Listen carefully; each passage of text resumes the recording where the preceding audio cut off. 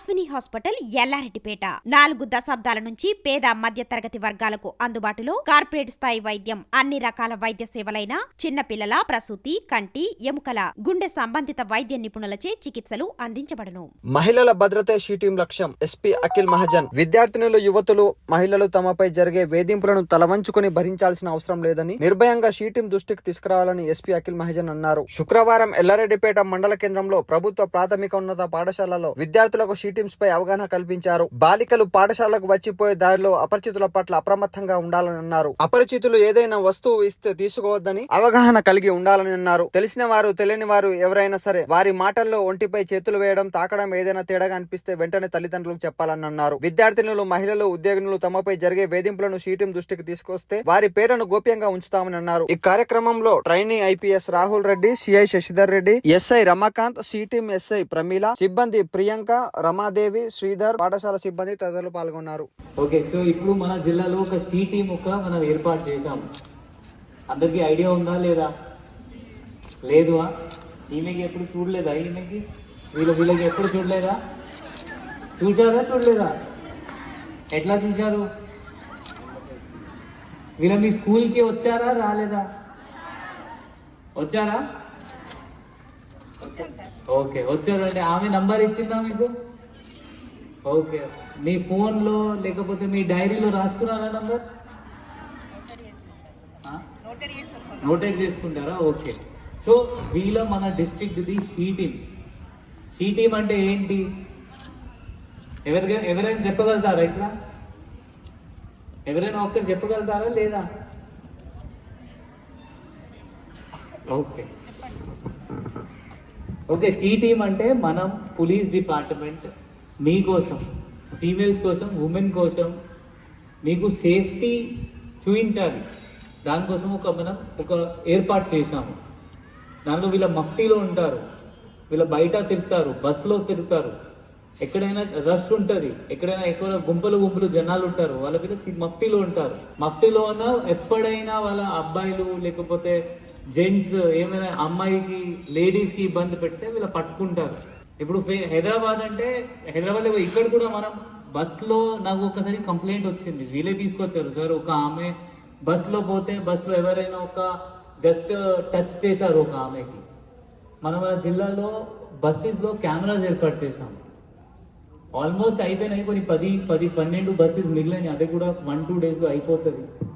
So నేను చెప్పేది ఏంటి అంటే, ఫస్ట్ మనం she team just me safety కోసం ఉన్నాయి. మీకు ఏమైనా చిన్న కంప్లైంట్ ఉంటే ఉమెన్కి, ఫీమేల్కి మీరు మన షీ టీంకి చెప్పాలి. మీరు పోలీస్ స్టేషన్ రావాలి కూడా అవసరం లేదు. ఎందుకంటే పోలీస్ స్టేషన్ రావాలి, కొంతమంది ఇబ్బంది పెట్టారు, అమ్మ నాన్న ఒప్పుకోరు. మీరేం చేయాలి అంటే మీ అమ్మ నాన్న చెప్పి వీళ్ళ నంబర్కి తొందరగా మెసేజ్ చేయాలి. వీళ్ళ మీకు పోలీస్ స్టేషన్ కూడా పిలవరు, డైరెక్ట్లీ కంప్లైంట్ తీసుకుంటారు, యాక్షన్ చేస్తారు, దానిపైన యాక్ట్ చేస్తారు. వీళ్ళ నంబర్ 100% మీ దగ్గర, మీ డైరీలో, మీ ఫోన్లో ఉండాలి. ఎప్పుడైనా ఇష్యూ కావచ్చు, వీళ్ళ మీకు as a young elder sisters లాగా వీళ్ళు మీకు పని చేస్తారు. సో అది గుర్తుపెట్టుకోండి. నెక్స్ట్ చెప్పేది ఏంటి అంటే, మీరు ఫస్ట్ ఇప్పుడు ఇన్స్పెక్టర్ మీకు ఒక పాయింట్ అన్నారు, మీరు ధైర్యం ఉండాలి. ఇంతకు ముందు మొత్తం ప్రపంచంలో ఉమెన్ కోసం ఫైట్ చేయాలి అంటే ఇంతకుముందు ఏముంటే, మెన్ ఫర్ ఉమెన్ ఒక స్లోగన్ ఉంటే, మెన్ ఉమెన్ కోసం ఫైట్ చేసేది. ఇప్పుడు అది చేంజ్ అయింది. ఇప్పుడు ఏంటి? Women for women. You have to fight for your self. మీరు ఫస్ట్ ముందు వచ్చి మీరు ఫైట్ చేయాలి. మీరు వెనుకపడి నేను చేయను, నాకు భయం వస్తుంది, నేనెందుకు, ఏం జరిగింది మర్చిపోతాము, ఏమవుతుంది, అన్నీ మర్చిపోయి మీరు డైరెక్ట్లీ వీళ్ళకి చెప్పాలి. వీళ్ళకి చెప్పడం మీకు ఇష్టం లేదు, ఫస్ట్ ఎవరికి చెప్పాలి? మీ అమ్మ నాన్నకి చెప్పాలి. చెప్తారా లేదా? ఏమైనా చిన్న ఇబ్బంది ఉంటే మీరు ఫస్ట్ మీ అమ్మ నాన్న చెప్పాలి. దాని తర్వాత మీ స్కూల్ టీచర్, ఎవరైనా స్కూల్ టీచర్ మీకు ఉన్నారు, ఆ మేడంకి చెప్పాలి. మేడం ఇది ఇష్యూ ఉంది, నాకు ఇట్లా నాకు హరాస్ చేస్తున్నారు, మళ్ళీ ఫోన్ చేస్తున్నారు, నా ఇంటి ముందు తెక్కుతున్నారు, నాకు ఇష్టం లేదు. ఏమైనా ఉంటే మీరు డైరెక్ట్లీ మీ టీచర్, మేడం, వీళ్ళ ఫస్ట్ ఇద్దరు మీకు ఫస్ట్ వీళ్ళకి అన్నీ ఏమైనా అయితే వీళ్ళకి చెప్పాలి. వాళ్ళ నుండి వీళ్ళకి, లేకపోతే మీరు డైరెక్ట్లీ మీ ఫోన్ నుండి తర్వాత నా షీ టీంకి చెప్పాలి. సో దట్ వీళ్ళు వచ్చి ఇష్యూ సాల్వ్ చేస్తారు. మీరు ముందు రాకపోతే మనకి ఎట్లా తెలిసిపోతుంది ఏం జరుగుతుంది? తెలిసిపోతుందా మనకి? ఎవరైనా అబ్బాయి అమ్మాయికి ఇబ్బంది పెడుతున్నారు, ఆమె ముందు వస్తున్నారు, ప్రతిరోజు స్కూల్లో ఇబ్బంది పెడుతున్నారు, మనకి ఎట్లా తెలిసిపోతుంది?